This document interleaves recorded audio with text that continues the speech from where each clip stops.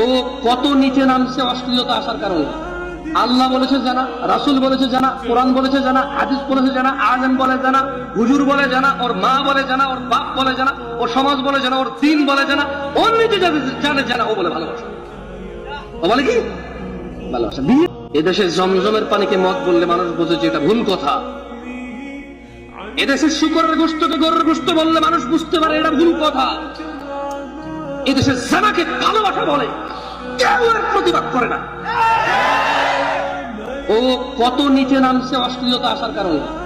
আল্লাহ বলেছে জানা, রাসূল বলেছে জানা, কোরআন বলেছে জানা, হাদিস বলেছে জানা, আলেম বলে জানা, হুজুর বলে জানা, ওর মা বলে জানা, ওর বাপ বলে জানা, ওর সমাজ বলে জানা, ওর দিন বলে জানা, ওর নিজে জানে জানা, ও বলে ভালোবাসা।